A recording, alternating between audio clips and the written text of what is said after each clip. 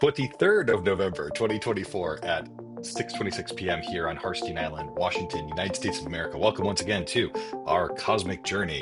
It's the overly long 62-part Netflix docu-series showing how two gray gentlemen made the world's best astrology software. I am your gray gentleman, Jake. He is your gray gentleman, Trey. Hello, gray gentleman, Trey.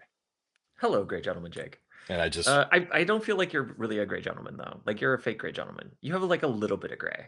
There's gray in here, but you know what? I am not beyond using the bottle dye to fix all of that stuff. So you're absolutely correct. Maybe I'm not so gray. I'm definitely more narcissistic to not be gray. So I have that going on for me. I don't I know. used to I think love, we're both pretty vain on that front. yeah. I used to love when Trey would dye his beard because he would look Middle Eastern or Turkish, and I thought he looked super hot. But he's like, "Oh, it makes my beard all scraggly." I'm like, whatever. Okay. It's true though. It's true. Anything that you would like to say here to start? I've made a mess of the beginning. This is, I think, take number four so far. No. Let's just dive right in. We're Let's getting off dive the right rails into it. already. But yeah, It's we're too already off early the to be getting rails. off the rails. Yeah, so this episode is called "When Pixels Meet Pull Requests." Yeah. I will have a check-in, of course, because it is my check-in, and then we're gonna show going from design to code, not in our core product, but rather in our vanity pages. And really, where my pride is on this one is in the creation of actual code. It's been a long time. And then, I'll do our thank you. But of course, before we get to all of that, we have to get to our check-in question, Mr. Henry. This one's actually might be contentious, and I would love to know if, let's get our true feelings out there. What is your feeling? Because I have been writing code, okay? Not this Yeah. specific situation, but this instance of a situation might inform your answer here. How do you feel when somebody treads from their domain into your domain? What is your typical feelings around that? Oh, yeah, that's a really good question because I'm thinking less about like software engineering and more about sort of sorceress practice. Oh yeah, Um, anything. yeah, Absolutely yeah, anything. yeah, yeah. It's Sorry, if you're hearing that, it's the dishwasher, and I can't pause the dishwasher because if I pause the dishwasher, it'll just beep at me it because starts that's what beeping it at does. us. So if you hear gurgling sounds in the background, there is not somebody being strangled back there. Rather, it is a dishwasher. And now, if It's you're our hearing slopping sounds, that's our dog drinking water because why not now? It's very wet around here. I don't know. it I is know that Pluto moved into Aquarius. Aquarius. Yeah, That's an air sign, and so I don't know yeah. why we're even talking about wetness when it comes to that. So maybe there's some wetness that is happening here Then we today got with the Saturn and transits. Pisces. I think. Saturn and Pisces. That's the thing. There's like a lot of wetness and crying happening over here. It's like dog slop jowl with water and appliance crying. Like I am over it.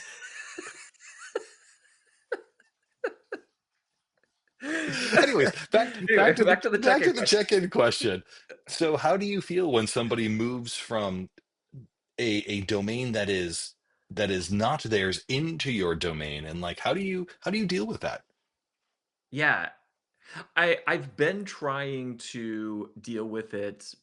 I've been trying to be more accepting and accommodating of people swerving into my lane, just because I want to encourage people to try those things out. What really bugs me though is when they swerve into your lane with like authority. Mm, mhm. It's like, oh, let me explain to you how the thing that you have a lot more experience in works. And that's the part where you're like, it's very. We know a couple of people that are. Yeah, we Yeah. know. So I think everybody on this planet knows some folks that will not gently, put their turn blinker on and move over to your lane, but rather cut you off and then I guess go 45 in that lane and then say like, look at me, look at me. Yeah. Yeah, so it really depends on kind of like how the person is swerving into the lane. I will say that, well, despite the fact that I posted a very rude comment on BlueSky about you, writing code and trying to steal my job, Oh yeah. uh, But despite that, I think uh, having you do the vanity page stuff is great because it's parallelizing work so that we can keep focusing on other stuff, and it's freeing me up to continue to do other work. So it's great. And let's be clear: of the two of us, you're the one with the computer science degree. That's true, and then we're looking at your post right now. If you're on Blue Sky, you have already heard us talk very much about our desire for you all to be on Blue Sky. Trey is, of Uh, course, trey.cosmic.plumbing.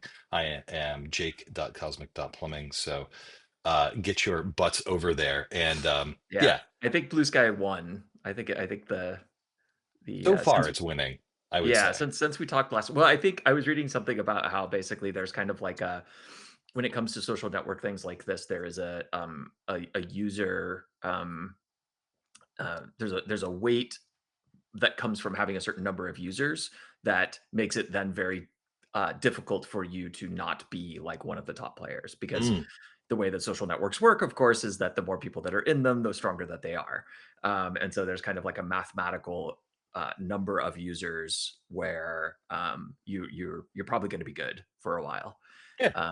So And anyway, they were gaining about 1 million users per day. I noticed that some spam accounts, and scam accounts have been following me.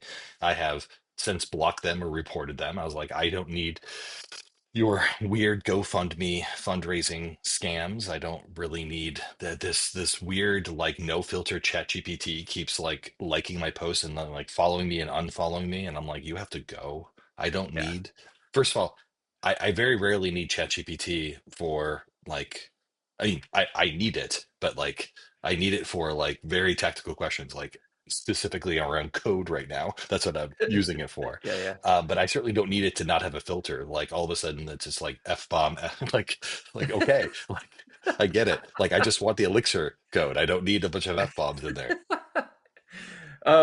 But what about you? What about when people swerve Yeah, into your lane? I hate it.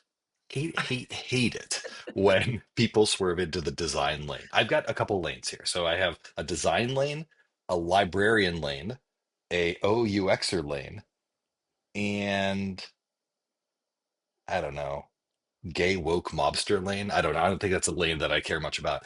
But librarian lane, have no problem with that. Like if someone wants to come in and tell me how to be a better librarian, sure, I'm here for it. I love it. OOUXer lane, ooh, I hate it.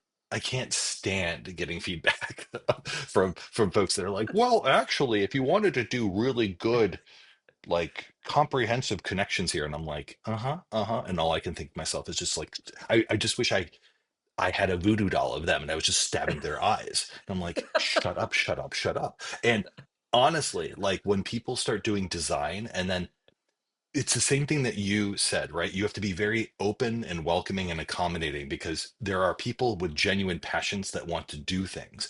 However, there are a bunch of people that just create really bad design work and they want me to like give them a pat on the head or give them a cookie. And I can't help myself. I think I was in design leadership for too long. I have to critique their work. And some people just can't take it at all.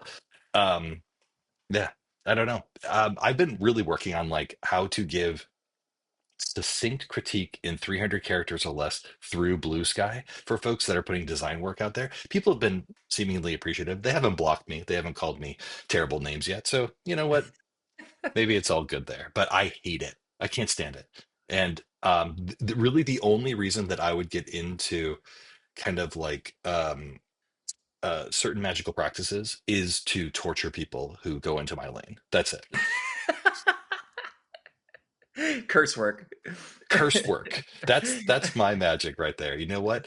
And I'm gonna go swerve right into the curse work lane and teach everybody. I'm like, I know how to do curse work the right way, not you. Yeah, I love that. I think the whole like I get as angry about people in the sort of let's say like magical lane swerving into the science lane. So like magicians talking about like quantum mechanics and quantum theory, Um, as I do the other way around of like researchers and scientists like making broad claims about what's possible, what's not possible. you were reading a book, and we're not going to go into great detail because we're not here to trash people, but you were reading a book, and I heard so Trey will mutter to himself. That's fine. That's just what he does. But he was straight up like, maybe you were listening to a video, you were straight up like talking to the video. You were doing the thing that I usually do when I watch like The Circle or Love is Blind, where I'm like, oh no, like, no, no, no, that is not happening right now. And you were just like, you were so angry about like what they were saying. You're like, you have no effing clue about this and blah blah. It's like, oh my God. And I think it was about scientists swerving into. I think scientists feel some amount of responsibility to swerve into a magical lane because I think what they're trying to do, I think what they think they're doing is something around misinformation or disinformation. And what Right. they're not, what they're actually doing is undermining practice. And I don't know if they understand that. Like, Yeah, yeah, and that's the thing is it's less I about the don't sorry, I don't see them swerving into religion because I think they realize religion is a practice that, and I'm not saying that religion is magic or sorcery or spirituality, but they feel more closely together than like a scientist coming in and saying like, well, this is bad information or misinformation, disinformation. Sorry, go ahead. it is a tricky business, but it would be nice if people just came in with a little bit more curiosity and less like, Just um generally in the yeah, world, that just would be generally in the world, yeah. great. We would love that if Yeah, everyone had a little bit more humility when they walked in and a little bit more curiosity. yeah, Um, yeah, that would just be like, great, yeah, instead please. of like what you believe is impossible to or like your experiences are invalid because they're not possible, to like, what do you believe? Like, what do Yeah. you do? Like, Or what does it just mean saying when you call like, tell yourself me, this? tell me what this means to you, or something like that. Yeah. Curse work, curiosity work. Those are my two magical practices that I would love to help foster. Love it. Funny story. When we first were contemplating doing cosmic plumbing many moons ago, as it turns out, so we're on cycle 62.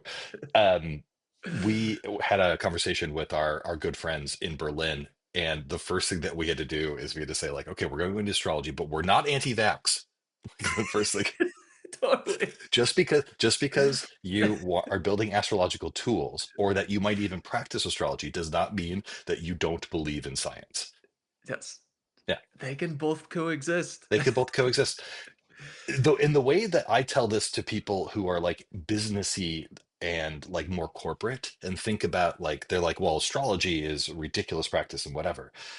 I would say that like astrology, much like the Gallup Strengths Finder, has helped millions of people figure out where their place is in this world, and it's not scientific. And if you like to say that the Gallup Strength Finder is scientific, but somehow astrology is not, I'm here to tell you you're wrong.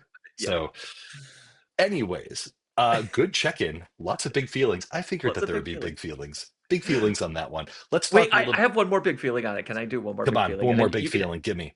We'll yeah, you edit can it edit it out. out. We'll edit it out. It's fine. People said that at the same time. This, just one final point on what you just said about the like, mistaking sort of qualitative as scientific. um that, like that you have to do something when it comes to dealing with messy humans. And so like when I go to the doctor, there's always this like questionnaire that they give you, which is for you to self rate on a variety of like, things related to like depression and anxiety and things like this, right? Because they need some way to be able to say like, okay, this was your value last time and now this is your value now, and like, is it going up, is it going down, or whatever. But of course it's just like completely like self-reported, or Right. whatever. And Right. most But it's your clinicians experience. really fully understand this. Like they totally get it. They're like, yeah, yeah, no worries. Like, it fluctuated a little bit or whatever. It's just one thing in our arsenal of like trying to understand the patient. However, those values get reported into the, medical systems, and then they get aggregated up, and then they get used for these sort of like, research where they're looking at a whole bunch of Meta different studies. aggregated meta studies, aggregated values and things, and that's where things really start to go off the rails because now you aren't doing science because it's garbage in, garbage out. Right. Like this is not, yeah, it's not fact. Yeah. It might be individual truth, but it's not fact. Yeah. Yes, I know that astrology isn't science, much like the Gallup Strengths Finder is not science. I also know that both are incredibly precise and help millions understand their place in this universe. Go like that little the word that they're using for blue sky is skeet, and I refuse to use that word. Go like that post. I am not using the word Oh, skeet. It's what? horrible. Like Yeah, isn't that like a euphemism for the yeah. it is. It really is. We don't need to even discuss that any further. That's disgusting. But anyways, that's the word that people are using, and I'm like, look, I I'm of an age that like I'm 45 and I'm not with it, and I know what that means. So let's not let's not use that word, please. I don't like it. I don't like it. It's got a terrible mouthfeel too. I'm I not even was gonna just say going to it. say that. You know what? Even if I didn't know the baggage that was with it, it's got a terrible mouthfeel. Agreed with you. Okay. We're gonna edit all that out. Okay, So good. don't worry about that. Let's now go and talk a little bit about moving from pixels to push requests. That's what the title of the whole episode is. So you might remember, dear viewer, that we have this prototype. Now I'm showing this on desktop, but it would probably be more app on mobile, but like just go with me. We're going to talk a little bit about desktop today. This is also a light version of it. I didn't do a dark version of this. And you'll also see that when we get to code, we're going to do mostly dark. There's a good reason for that. Anyways, you remember there's a header, there's kind of like this head material here, um, videos, podcast appearances, articles. This is all about vanity, right? This is all about like who we are, and we are the we are a sum of the works that we do, and this is the way in which we can say here's who we are, and we're showing ourselves as the sum of the works. Trey will have one, I will have one, and It's important to um point out too that what we were just looking at, even though it looked like it was in a laptop, that was is Figma.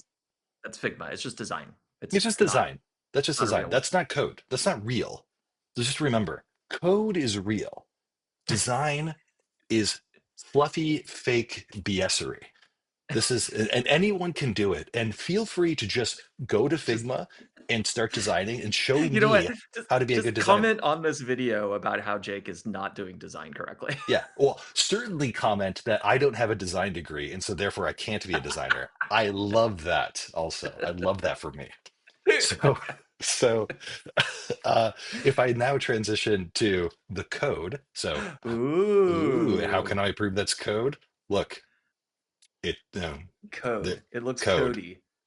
inspector shows code. Great. That's not code, that's HTML. Stop swerving into my lane. Well, there is Elixir and all types of stuff in the No, back end. yeah. Not that I can write Elixir. All I do is I ask ChatGPT, what am I supposed to do here? And then she's like, here you go. So our code base is basically written by AI because of this. So what you'll see here is I have a different picture, whatever, but like, here we go. Here's some videos. The styling is not final here. There is so much work to still be done here. But what you can see, excuse me, is, it's coming together. And uh, I even made some changes while I was designing because, like we had talked about, we have to make sure that these are not masked objects, that podcast appearances are different than articles. And so they look different. They've got different icons, they've got different orientation on stuff. You might be like, why is it that way? It just is. That's the way it works. And then when I do this, oh, here, let me hide this guy. And when I do this, you can start seeing that things start adjusting and we can start compressing things or expanding things, and it's looking really good, like I'm really enjoying, minus the kind of fit and finish of all of that. I'm kind of enjoying the process of creating quasi code for vanity pages on an about screen. But like now I have some confidence that if I need to create componentry, at least I can like get 80% of the way there, and then I can hand things off to Trey because Trey has so much to do, as it turns Yeah, out. and also, I mean, now that you kind of understand how like the basic functional components work in Elixir, you could also use the rest of the components that we have out of the box. Yeah. So when we do get to maybe having more sort of live functionality within those pages, within the vanity pages and stuff like that, like we can totally, yeah, it shouldn't be too hard for you to do. Yeah. Yeah, So I'm going to get back to work here, but in the before I do that, Mr. Henry, what should the viewer do? I mean, it's already we're a month away from the solstice. It's already dark, like starting here, like 4 p.m. yeah. So what should the viewer do with their darkened times? The viewer should find a lane that they are definitely not in and just And swerve right into it. swerve Get into on that Blue lane. Sky and tell people that are in that lane how they're doing it wrong. Just no curiosity at all. Just swerve right in there, join those groups, and be like, "You're doing it wrong." You're doing it wrong. I'm sure everyone on Blue Sky is going to love that for them. Uh, go out there, go find a lane, go swerve into it. Maybe be a little bit nicer than what Trey talks about, but not too much. Take care, be well. We hope you have a beautiful Saturday, whatever day you watch this video, and we look forward to seeing you again next week at the same time. Be well, take care, and goodbye.